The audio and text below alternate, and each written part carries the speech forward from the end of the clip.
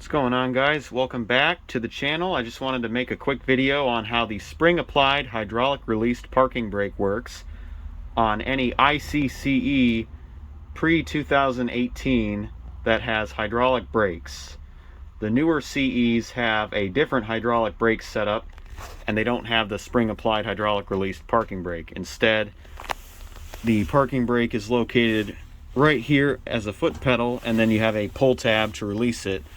But it does have an interlock, as I have mentioned in a video I made about 5 years ago of a newer CE with hydraulic brakes.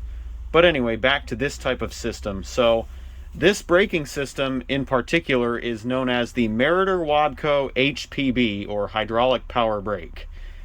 And with that, certain vehicles had the option of having a powered parking brake. Now, it was standard on the ICCE, but other vehicles with the Meritor WABCO HPB, it was optional equipment on those vehicles. Like, for example, the International DuraStar had the same braking system, but had a hand parking brake. But most interestingly of all, the International 4300 Horton, as well as DuraStar Horton, had this braking system standard, but also had an air parking brake. So not a hand parking brake, not a foot parking brake, not even a hydraulic parking brake, an air parking brake. But they also had a park position on the gear shifter, and when put into park, the air parking brake would pop out automatically. Now on this bus, the parking brake applies automatically when you put it in park as well, and I'll get to that later. But I'm talking a little bit more about the backstory of the WABCO HPB. So I remember back in like 2013 getting into an Oswego ambulance with the permission of the paramedics. I was in the passenger side. There was a driver in the driver's seat, and I asked if I could just release and re-engage the parking brake. And at first I tried, but I couldn't release it because the transmission was in park, and therefore preventing unauthorized release of the parking brake. Or accidental release, I should put it that way. But in any case, you know, with this system, if you had an air or hydraulic parking brake, if you have the transmission in park, the parking brake will automatically apply and cannot be released until it is taken out of park. And with that being said, I thought at the time that that truck had air brakes, but it had hydraulic. In fact, you know, flashing back, I remember when the driver put his foot on the brake to shift it out of park and into neutral, hearing the brake sound that would normally be heard from a bus like this. That particular sound right there. And I also remember it having one air gauge, so that's a dead giveaway that it has hydraulic brakes and not air. Because if it had air brakes, it would have 2 gauges instead of 1. Okay, so now I'm actually going to go over how you release this type of parking brake, and I'm going to demonstrate it.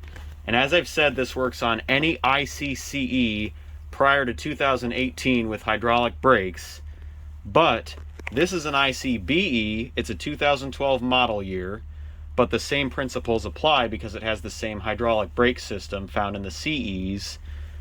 Now, most buses that were sold with this system do not have park, or in some cases PB. So what you would have is reverse neutral drive, 4th, 2nd, and 1st. So with those buses, it was a little easier to get the parking brake off, a little less confusing. But for those of you who are confused on, you know, how to properly release the parking brake, that's what this video is for, and I'm going to go over that in a second. But what you do is, because this bus has park, the parking brake will automatically apply when that's placed in park. In addition, the parking brake cannot be released until it is first taken out of park. So ignition must be on, driver's foot must be on the brake pedal, and if you have park or PB, you must shift out of park first. And I'm going to demonstrate what happens if you try to release the parking brake while it's in park or PB. As you can see, it doesn't release and it beeps at me, letting me know I have to shift out of park first. So I'm going to do that. So now the parking brake is released. Now, as I've said before, in this bus, if I put it in park, the parking brake will automatically apply. So now it's in park, and the parking brake has automatically set itself. Now, if you were driving a bus without park or PB, here's what you would do. First, you would set the parking brake by pulling the knob and then put it in neutral. The park position just makes things easier because all you got to do is just put it right in park, parking brake sets automatically. Now, one last thing I'll mention is that a lot of drivers tend to just like to put it in neutral first and then set the parking brake. I was trained to set the parking brake first, and that's the way I've been doing it ever since before I was driving a bus. In my own personal car, if I had an automatic transmission, I would set the parking brake and then put it into park.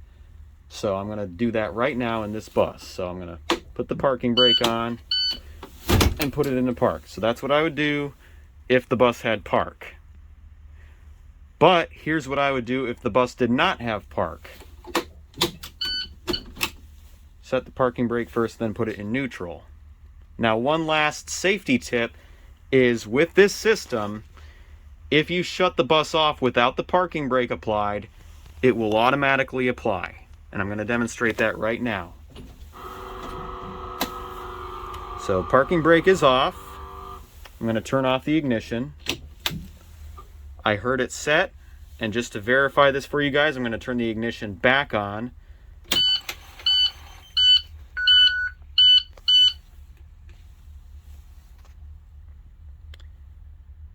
And now the parking brake is set.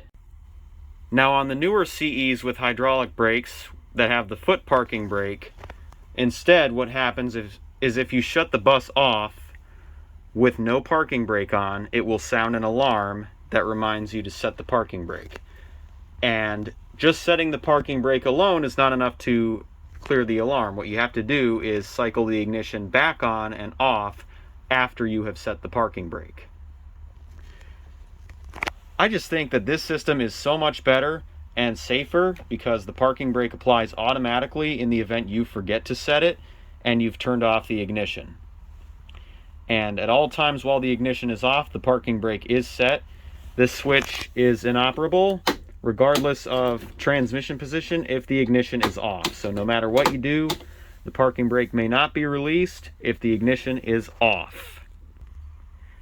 And it just goes to show you, IC bus really isn't what it used to be. Their older hydraulic brake system was much better and safer, and I prefer it over the new system. Plus, not to mention, on the newer system, the hydraulic brake boost motor runs continuously with the ignition on, so you can't just leave the ignition on indefinitely like you can with this bus. I have one, maybe two theories as to why the old hydraulic brake system was ditched on the newer CEs. Number one could be reliability. The old Meritor WABCO HPB system might have had leaks with the parking brake. I'm not exactly sure, but that was common on hydraulic parking brake setups. Now, the other theory is the system could have been discontinued. But it really was weird seeing an ICCE with a regular hydraulic brake setup as opposed to this HPB setup, because they've used it for, since 2004 up to 2017, so that's 13 years. Now, one last thing I forgot to mention is when you release the parking brake, you are sending 1500 psi of hydraulic pressure to the parking brake so that it can release. And then when you pull it, you are evacuating that pressure and causing the springs to set the brakes, thus keeping the bus planted at a stop. But anyway, this concludes my explanation of the spring-applied hydraulic released parking brake setup on older ICCEs that have hydraulic brakes. Hopefully this helps you understand how the parking brake works and how to release it if you have park or PB. If you did, please give it a thumbs up.